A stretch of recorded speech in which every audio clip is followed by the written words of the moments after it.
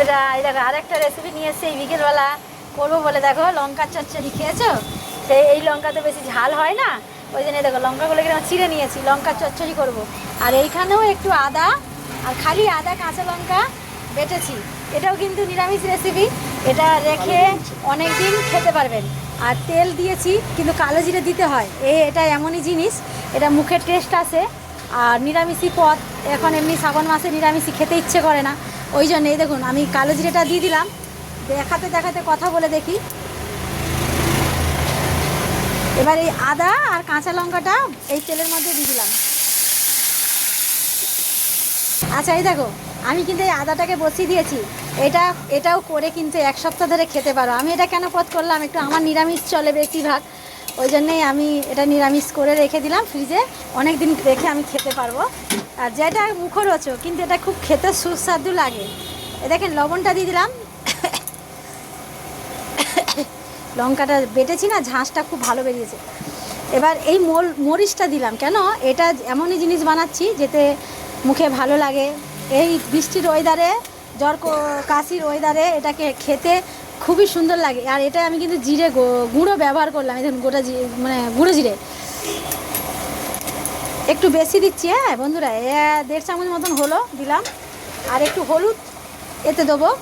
আচ্ছা আপনারা যদি বাড়িতে ভিনিগার ব্যবহার করেন, ভিনিগার খান, ভিনিগার থাকে, আপনারা ভিনিগারও দিতে পারেন। ভিনিগার দিলে কিন্তু ওটা অন্যরকম টেস্ট হবে, আর ওটাও কিন্তু খেতে দারুণ লাগবে জানেন। এটা কিন্তু এরকম তেলের মধ্যে ভাজা ভাজা হবে। আর কিন্তু এখন কিছু দেবো না, দেবো এই দেখুন। এবার এই যে চেরা কাঁচা লঙ্কাটা আমি এটা দিয়ে দেবো। এটা কিন্তু বলে লঙ্কার চচ্চড়ি। এটা আমার বাবা মানে মা খুব করতেন, আর আমরা ছোটোবেলায় এটা খুব খেতাম। মানে আমাদের মা তো নিরামিষ খান, মাছ মাংস খান না, আগেও বলেছি। আর এই জন্যেই, আর এখন তো মা দেখতে পায় না, মা তো অন্ধ, মা তো কিছু করতে পারে না। যাকে আমি তো মেয়ে হয়ে করি, মাকে আনবো দেখি। এই দেখুন এটাকে কিন্তু এরকম ভাজতে হবে, ভেজে নিতে হবে। আদা তো একটু ভালো করে ভেজে নিতে হবে। এটাকে লঙ্কার চচ্চড়ি বলে। এটা আপনি জ্বর সর্দি কাশি মুখে যদি খান, আপনার কিন্তু খেতে খুব সুন্দর লাগবে। আর এই যে ঝাল ঝাল গন্ধ বেরোচ্ছে না, এটা কিন্তু ঝাল লাগবে না। আমি ওই জন্য একটু টমেটম দেবো, টমেটম ব্যবহার করব। এই টমেটমটা দিয়ে আপনি রাখতেও পারেন।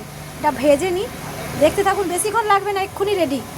একটু নাড়ছি, একটু ভাজতে হয়, আদা আছে তো, আদা কাঁচা লঙ্কা এগুলো কিন্তু আছে। আর এই দেখুন টমেটমটা আমি সবটাই দিয়ে দিলাম, কেন আমার কাছে ভিনিগার থাকে না। আগেও বলেছি ভিনিগার সস আমি এগুলো ব্যবহার করি না। আমি ওই জন্যেই এটাকে এরকম করে ভালো করে ভেজে নেবো। এটা এমনি ভাজবো, কাঁচা লঙ্কা টমেটম আর এই আদা বাটা। বন্ধুরা এটা করে আপনারা কাঁচের বাটিতে ফ্রিজে করে অনেক দিন রেখে খেতে ব্যবহার করতে পারেন, সারা শ্রাবণ মাস।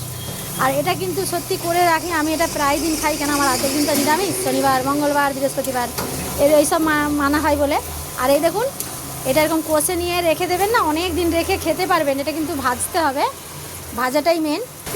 এই দেখুন লঙ্কা চচ্চড়ি আমার রেডি। আমি কিন্তু একটা লেবু ব্যবহার করেছি, দেখেছেন এই 4 পিস লেবু দোকানদারিতে হয়ে গেছে। এই দেখেন লেবু 4 পিস আমি কিন্তু দিলাম, দিয়ে লেবুটা ব্যবহার করলাম। এই দেখুন তেলের উপরে চলে এসেছে। এটা কিন্তু বন্ধুরা জল পড়বে না।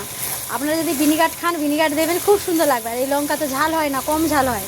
আর আমি তো লঙ্কা বেটেছি, আমি একটু ঝাল ঝাল ভালোবাসি, কিন্তু আমি লাল লঙ্কা খাই না, কাঁচা লঙ্কাটা আমি খুব খাই। ওই জন্যই দেখুন লঙ্কার চচ্চড়ি, এটা কিন্তু করে খেয়ে দেখবেন, ফাটাফাটি লাগবে, দারুণ লাগবে খেতে। ভাতের থালায়, নিরামিষের থালায় যখন ডাল করবেন আর একটু লঙ্কার চচ্চড়িটা নেবেন না, এই আদা বাটা দিয়ে কালো জিরে দিয়ে, দারুণ লাগবে খেতে টমেটম দিয়ে। লঙ্কার ঝাল, এটা লঙ্কা চচ্চড়ি বলে, ঝাল চচ্চড়ি, কাঁচা লঙ্কা ঝাল চচ্চড়ি, বুঝেছেন? এটা কিন্তু খেতে সত্যি খুব সুন্দর, খেয়ে দেখবেন একদিন বাড়িতে। হ্যাঁ সবাইকে টাটা, সবাই ভালো থাকেন, সুস্থ থাকেন, সঙ্গে থাকেন।